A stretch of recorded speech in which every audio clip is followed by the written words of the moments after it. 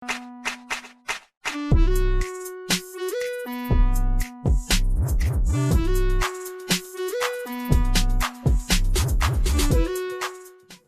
we start getting into the grinds of what's and hows of the derby that happened yesterday, first I want to know your lineup reactions. Like when you saw the lineup, I think it comes an hour back, or whenever you saw it. Were you happy with what you saw? That your managers put out, or do you think they should have gone for something else? We'll start with Manu first. I think I was very happy with the lineup to see Pogba start even after the whole Mino Raiola controversy that happened. That nonsense just to let go. I was happy that Solskjaer didn't look at any of that. Still gave Pogba his chance to play. We started with two DMs. I was a little upset about Shaw starting over Telles, but I think that was a blessing in disguise for us. Like the way the game progressed, I think that was a good move. And yeah, overall, I was pleased with the lineup when it came out. I thought maybe Van der Beek could have been given a chance, but again, it's always a 50-50 because he plays at two positions which are pivotal for the team. One is Bruno, who you can't replace, and one is Pogba, who on his day is the best player on the pitch, but if he doesn't turn up, he might be the worst. So it's a very 50-50. But on a given Saturday, like let's just say it's a Saturday, there's a game against any PL team. Let's not, hype it up to a Manchester derby. Would you pick Pogba or would you go with Van der Beek? Or who do you think would be your pick? See, Van der Beek is a safe option, right? Van der Beek, is going to give you a good performance, but you don't know that it's going to be an exceptional performance. So Pogba can do wonders, or Pogba can shit the bed. For me personally, I would start with Pogba, see how he's playing, and then I always have a chance to sub him off at halftime. Yeah. I can't take risk of starting Van der Beek, sub him off for Pogba, and then have Pogba give a worse performance. That's more risky than the other way around. So I think the decision taken yesterday was perfectly fine. Cool, good enough. Rohan, Bharadwaj, what do you think? Are you happy with City's lineup? Yeah, I expected Ferran Torres to start, but I think the starting 11 was fine enough given that Aguero was not fully fit. Obviously, I would have wanted Aguero instead of Gabriel Jesus, but given the circumstances, and I'm pretty surprised that Stones is starting now, given that Laporte is fit, and Stones he didn't have Guardiola's faith for all this while, and now all of a sudden he has a nice combination with Ruben Diaz. So that was something surprising for me. I didn't expect Guardiola to put Stones in a United derby. Yeah. I mean Manchester derby. So I didn't except that I think I saw the starting 11 more or less. I'm happy that Mahrez got a start. I think he's heavily been. He's not able to be. He hasn't reached his full potential in City. Yeah. Compared to what he showed in Leicester. So I think Mahrez deserved the start. I just feel that Ferran Torres could have somewhere, because as we saw, as far as I observed, once Ferran Torres he was substituted in, the game kind of picked up. The pace of the game kind of picked up. Yeah. So somewhere if only Guardiola could have made some arrangements to bring in Ferran Torres right from the starting. So that was the only thing for me. Apart from that, everything cool. Yeah, same thing. Like you mentioned, I think Stones. Even when I saw the lineup when it was put out, it was very surprising that Guardiola would go for Stones in such a high intense match. But then again, I think that's just Guardiola. It's a big match. He's going to tinker and do something. He's going to overthink, and he's just going to put someone like Stones. Predictable. He can never be predictable. Yeah. But the thing with him is it most 50% of the time it doesn't work out. So it doesn't work out in his favor. So he gets scrutinized again. But yesterday it was a draw, so no harm, no foul. But also one more thing. Actually, I agree with Rohan Despande about Van de Beek and Pogba. Yeah. Even I was kind of happy and kind of maybe sad that Pogba started instead of Van de Beek. It was right what he told about Pogba starting, because as a United fan I can understand that if Pogba starts, you're kind of skeptical about given if it's his day he's going to shine, but most given like in the past few matches or something, it's not been his time. Yeah. So in that sense, I was kind of happy that okay, Van de Beek didn't start. So, but later it turned out he did play very well. Pogba did play very well in the match, and the same about Luke Shaw. So luck turned out in their favor. So yeah, Also, what about the double pivot that City went with? Were you happy with Fernandinho and Rodri? Do you think it's a combination that works out for City, or do you think there should be someone a little less, more like little balanced in terms of their attack and defense? no, I think either of Fernandinho or Rodri, because I don't see two CDMs playing in such a. You need to attack in such games. I believe you need to attack, and I just believe, like I said, either Ferran Torres, or Bernardo. If either of them were there in the lineup, and somehow we could have tinkered the lineup, I believe either of them, both of them are equally good. So I believe either of them could have done the same job that Hmm. City did last night. Yeah. So I just believe that keeping both of them, Guardiola was just trying to be more defensive, and Is it again the big game thinking that comes into play? yeah, I exactly. I also think so. agree. I also agree here, basically because so Guardiola has suffered the most defeats against Solskjaer as a manager, Yeah. where Solskjaer is about I think 4-1, if I'm not wrong, against Guardiola. So I think even plus with the pace of Greenwood and Rashford, I think post match he spoke about the pace of the United attack. So Hmm. even he was wary that these guys could break the defense. The only problem, like Bharadwaj said, I think perfectly, was when two CDM started, you have no one to take the ball ahead to De Bruyne, who's then going to be your pivot. Yeah. So that was missing in the City game yesterday, which was very evident when both of them were, kind of right behind by the defense in anticipation of either Rashford or Greenwood cutting in. I feel like again, like if you don't play that midfielder like a Gundogan or again Bernardo, Exactly. Yeah, yeah, then that whole link that De Bruyne needs, he'll have to drop back then. Then there's no one in the 10 Yeah. position. Someone else has to come to 10. That whole formation gets disrupted.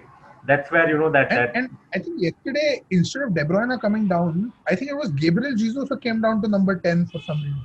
I yeah, don't know what was yeah, happening there. I think that's I yeah. think we'll speak about it later. Guardiola. I think that's more lack of experience of Gabriel Jesus, Yeah, I don't and agree. also yeah, exactly. Somebody like Gundogan, who see yesterday, I believe Kevin De Bruyne, he was playing more of a CM than a CAM, Yeah, which CAM would suit De Bruyne perfectly. See, he would suit. I mean, his style of play is where you cut in passes, you break the defense, and you split the defense somehow. And it's not. I mean, you have Gundogan to do that. You have Gundogan to hold the play, yeah. to distribute the ball around. De Bruyne is way more capable of that. So I just felt that his capabilities were a little bit underutilized, Underutilized. and Yeah. yeah, I feel like he, Kevin De Bruyne can play CM, but you need someone like a Bernardo Silva on the other side for him to play CM. You can't expect him to play yeah, CM when there's Rodri and Fernandinho behind him. It doesn't make sense. yeah, I mean, what is De Bruyne even Or a doing Phil in that Foden or a space? Bernardo. Yeah. Yeah, yeah. You You need need that one ball attacking. possessing Yeah. player to take the ball ahead. Even Foden for that matter. Even if Yeah. Foden plays, I'm still okay with De Bruyne coming back. Makes sense. Foden is also an attacking player, but I don't know. It just seemed off. It just seemed like a Guardiola kind of match where he'll overthink. He'll think too much. He won't put out his optimum level. And I mean, you didn't lose, so it's fine. But again, now, yeah, okay, we've spoken about the lineups. Now, moving on to the match. It's a draw, very surprising for a derby. Also, if I'm not wrong, there were just two or three yellow cards. If I'm not Two. wrong again, two. So for a derby, yeah, very very calm, very composed, not very derby like. Don't you Not a agree? match. Yeah. That so 100%. yeah. yeah, So I think, I will please go ahead. Sorry. yeah. It's, go ahead, Despande, go No, ahead. no, no. Please speak. Go on. Okay, yeah. I honestly, no offense to United, I expected City to dominate a little bit at least, given their style of play and their emphasis on possession and all that. But it was not the case. As far as I observed, United were, I would say, 60-40 United, which I didn't expect at all. I More number of chances were there. I think, apart from one or two chances where Mahrez, I think, got a one-on-one. which got missed, and I mean the goalkeeper blocked it. Yeah.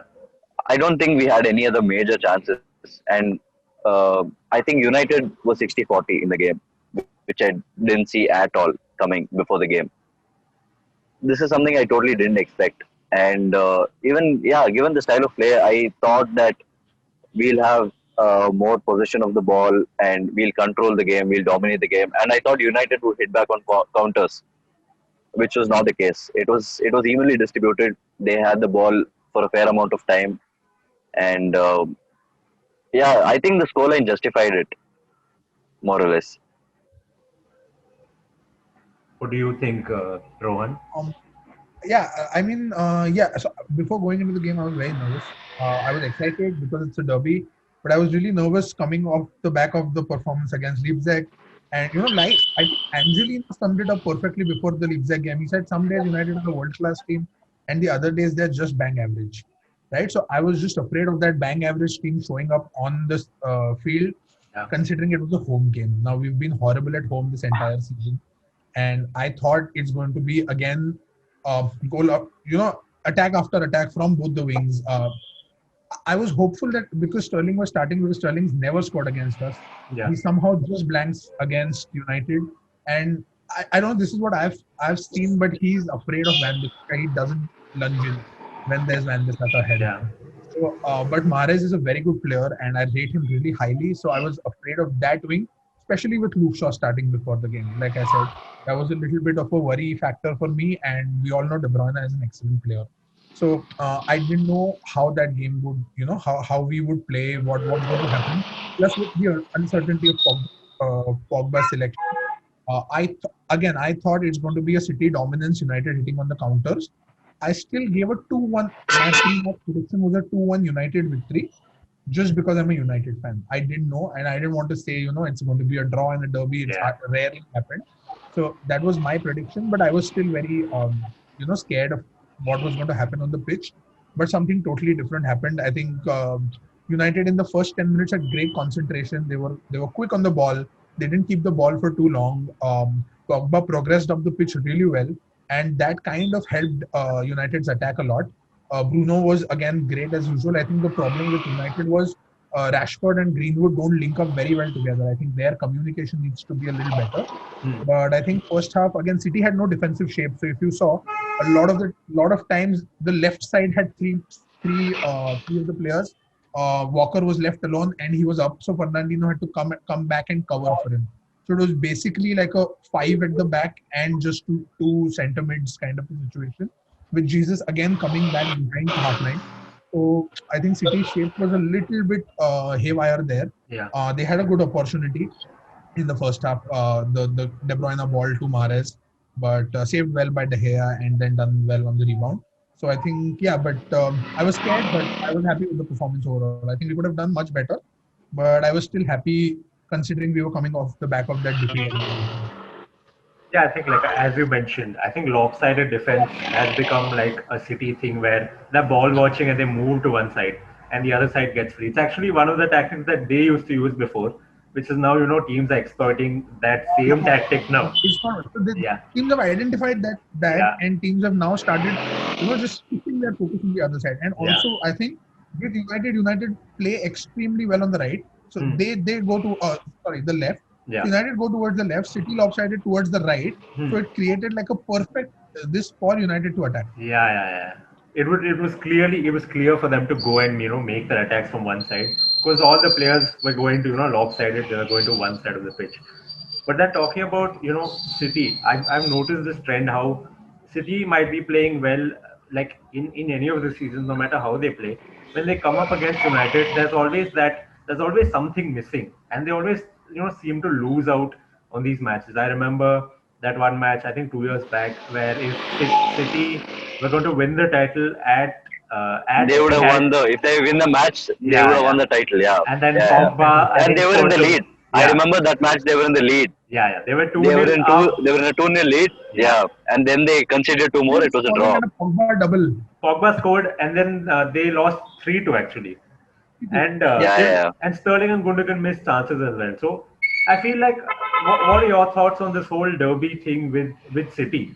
with just City, in focus. Like I feel like in derbies they're just very underwhelming for some reason, and Guardiola doesn't seem I to. feel Yeah, yeah, I feel after a point they become kind of complacent and they take things too easily. That's the thing I've seen with City for not just against United but against a lot of teams, big teams. I mean, once they take the lead, they kind of become complacent and they become too easy in their game.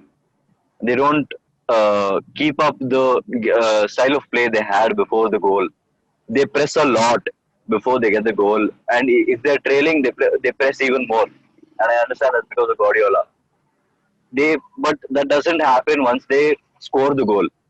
That is one thing I've constantly observed with City. Maybe it's overconfidence or call it what you like, but that's one thing I really have observed a lot in City. Once they score, I mean, I understand if it's Burnley, once you score five, once you score six, and then you're playing like that, but cool. yeah, But against big teams, United, you can always expect a comeback, as they're called, comeback kings. hmm. That game, we had got a cake to celebrate the victory 2 years ago. We we were so happy that against United we would win the title, and we were 2-0 up. The cake was Yeah. out, and we were just about to cut, and then this happens, and 3-2 we lose. You guys didn't get a Yeah, cake that's for Yaya today, okay? Oh so. wow. Yeah, that's the thing I feel with City. Once they score, I don't see them playing in the same intensity that they would if they hadn't scored. So yeah, But isn't it weird how like a Guardiola team is being complacent? Like he's known for his Yeah, because that's tinkering. never happened before with his other teams, right? Yeah, Guardiola's teams haven't done that. And I think that's predominantly because every team that Guardiola has managed has always been top of the table, top notch performance, right? yeah, City is that one team that has kind of dropped down sometimes. And with the Premier League, the intensity is very high, especially with the derby. Expectations are very high. It's not like any other game, right? You have yeah, your yeah, fans who are ready to tear each other up right outside the stadium. You know, wherever you are playing is going to be a game everyone's going to talk about, even if there's a bigger game later, right? yeah, Even if yeah, there's any other game after that, you know, this is the game people are going to talk about over the weekend. yeah, So I don't know. I think sometimes City do switch off, and that's where it hurts them because bigger teams have that propensity to counter attack and get those goals back. And I think secondly, it's just fear. That's what my personal this was, that it's fear of losing to United and the fear to be, that newspaper headline saying Manchester is red. yeah. That fear generally takes them down all the time, and this has happened for a long time now. This didn't happen during Pellegrini, but it has constantly happened since then. And it's evident they come out, they start very well, and then you see City slowly and steadily taking the back line, just trying their formation kind of like dips down. Those attacking shots become a little lesser. It then becomes whether De Bruyne is putting the right ball and getting a counter attack goal again. Yeah. It doesn't become a City attack. It becomes a tiki taka system again to Hmm. reach the goal, and that's not the most ideal for City in these high pressure games. I think the fear of losing is outweighs the bravery that they usually have. Like in any other game, I think Sterling and De Bruyne would go for the chances that they have. But in such a game, they're looking around. They want to pass the ball. Nobody wants to take that responsibility of going and scoring that goal. They're just passing the ball around, passing the responsibility to like someone else. I think that's something that Guardiola really needs to work on in all these big games. Even in UCL, we've seen how last season also, if we take for example against Leon, if I'm not wrong. yes, 2-1. Yeah, yeah, Leon. Yeah. So against that game, I mean, it's just I get that it's a one leg game. Yeah, circumstances are different, but still, like you would expect any City side to beat like a Leon side. But we saw what happened again. The pressure, the fear of losing has outweighs their skill that they have. I think Guardiola again. It's been like 4 years. I think he needs to work on this. But now again, Right. coming back to this game, I mean, even though it was a draw, I'm sure there are like some players whose performances really really shown, and for you, you were like, okay, even though it's a draw, These players were good. So for both of you, from both the teams, who are like the standout players? I think for me, Luke Shaw was the man of the match. Luke Okay. Shaw was outstanding. Yeah. He did his corner duty really well. That was the first time Luke Shaw was taking corners. Hmm. Corners really swung in. With United, the biggest problem has been the corner never crosses the first person. Yeah. Yeah. Yeah. Yes, the corners were swinging in. They were going in well. They were right on our attackers or our defenders' heads. Yeah. So Luke Shaw did really well. Pogba progressed the ball really well. Pogba was being that pivot that you expected De Bruyne to be, but Pogba was doing that along with a Bruno Fernandes. I think Bruno's tempo was a little lower yesterday compared to other games, Hmm. but that's expected. He started game in, game out, and he's been tired, so I don't even blame him for that. He's been our player since February. So I think Pogba was really good. I really liked Maguire's performance yesterday. I was the biggest. If you go on my Twitter, you will see I have 20,000 tweets on Maguire and how what a horrible performance he gave against Leeds, and I was extremely upset. But I think he really came back. I think again, Solskjaer would have said something to him. I don't know what happened in the match, but I think he was really good. And I think for City, I think John Stones was solid. I think John Stones and Kyle Walker going up, these were the Yeah. only two good City players. I think everyone else was in a different dimension yesterday. I think they just didn't want to win. The game was there for both the teams to win, but nobody wanted to take those Yeah. 3 points. Yeah. So I think for me, the five players who were really good were Walker and say Stones for City, and then Shaw, Pogba, and actually also Fred. So the Fred to De Bruyne, Battle. whatever happened, that's my favorite meme now. I have it stored on my phone. I think I'm going to use that. So I think this was that's my if I can make that my wallpaper, I would. But I think yeah, these were the standout performances. Yeah. I was actually, if you're not mentioned about Fred, that was the first thing I thought I'd talk about because more than Luke Shaw we know that I kind of expected that from Luke Shaw. Whatever came yesterday, I kind of saw that coming. But with Fred, I did not because I've seen Fred in a lot of his videos and YouTube highlights and all that. I know what he's capable of, his dribbling skills. Yesterday, I think he got out at least 80 to 90% of his potential, which I did not see coming. And his dribbling was amazing yesterday. He there were so many instances where he dribbled past players and those tiny things which may not look big on the larger picture, but looking as a player who hasn't shown himself or proved himself for the past so many years, and he's been criticized too in a as uh, as a United fan, if you see, he's been criticized a lot. Fred has been criticized a lot for not standing up to his potential. I think yesterday Fred was at least 90% of his potential, and yeah, Luke Shaw was coming to City. Yeah, I think Kyle Walker did have two or three key instances where he could have made an impact, but somehow it just missed. And Mahrez again, given that I Luke Shaw forgot was Mahrez. I think I was just going to say that Mahrez was really good. yeah, Mahrez was good, and I think Luke Shaw was if not for Luke Shaw, I think Mahrez again it all comes down to those small tackles there. Yeah. Mahrez would have cut a lot of players, but that one if he had cut Luke Shaw there, he would have given a great ball in. But those timely interceptions, I think those were the differences that didn't get us 3 points or something like that. Yeah. Which these go unnoticed a lot, and maybe it happens somewhere down the corner or something like that. But if not for that, if Mahrez did manage to beat the left back there, it would have been a great ball and some some flick in. Sterling is known for that, Yeah. just being in the right place at the right time. Some just tap in or flick in, whatever. The I as a City fan, maybe I'm not too happy about this, but I'm also okay with most of our goals come like that. It's not long rangers or it's not spectacular goals that you see. It's majorly, especially when Sterling and Gabriel Jesus are playing up front. Mm. It's those tap-ins, those cheeky little tap-ins, and De Bruyne does all the hard work, and then you get the through ball, and there's a tap-in. Those are missing yesterday, I feel. Credits to United.